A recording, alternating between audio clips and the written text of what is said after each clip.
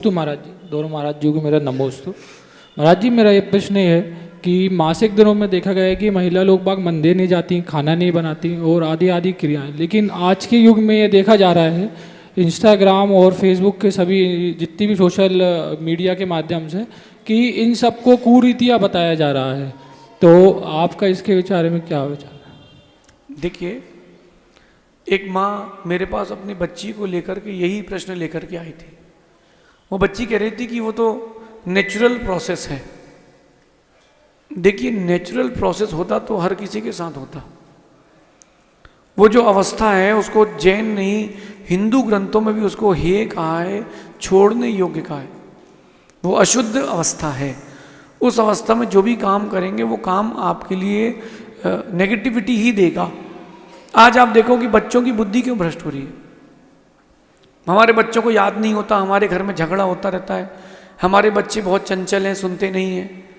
जो ये इफेक्ट आप देख रहे हो ना, क्यों हो रहा है? अशुद्धि के वक्त में वो माँ सोफे पर बैठ रही है, पर्दे छू रही है, घर में और भी चीज़ों को स्पर्श कर रही है। इसका ऐसा करने से अशुद्धि फैलती है।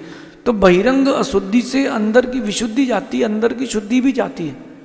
इसके निमित्त से बहुत सारी और भी हानियाँ होती हैं, रोग बढ़ रहे हैं। और ये जो चीज़ है ये बहुत गलत है। आप देखना, मैं इन शॉर्ट कहूँगा, आप समझ जाओगे। जितनी आधुनिकता इस विषय में भी चल रही है उससे और भी हानियाँ हो रही हैं। उस वक्त में एक कमरे में ही बैठे रहना चाहिए। पुराने लोग रूढ़ी में नहीं जीते थे, पुराने लोग वैज्ञानिक टेक्निक से जीते थे। एक पुस्तक है, नारी बनो सदाचारी, नारी बनो सदाचारी। जो भी मुझे सुन रहे हो या जो इस प्रकार के ब्लॉग डालते हो, रील्स डालते हो, एक बार उस पुस्तक को जरूर देखें और उसमें से ब्लॉग निकालें, उसमें से रील निकालें। और आचार्यों ने, अन्य जैन दर्शन के अलावा अन्य दर्शन ने इस बारे में तर्क भी दिया है कि उस अवस्था को बहुत असुचि माना गया है। आप देखना, बोले अगर कोई कि वो तो मल है, तो देखना आप नाक साफ की आप लोगों ने नहीं करी कभी? नाक में उंगली कितने लोग डाली है? कभी नहीं डाले नाक में उंगली।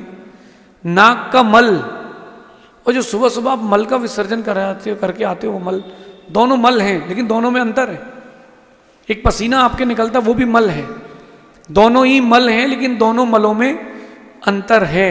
और वो जो अशुद्ध अवस्था का मल है वो और ज़्यादा अशुद्ध है, क्योंकि उसमें पंचेंद्रीय सम्मोचन मनुष्य जाति के जीव रहते हैं, प्रैक्टिकली भी, थियोरेटिकली भी, और लाइफ के आपके फिनोमेना के लिए बहुत हानिकारक है। एक कमरे में ही बैठना चाहिए, वहाँ से गमनागमन उस अवस्था में नहीं करना चाहिए।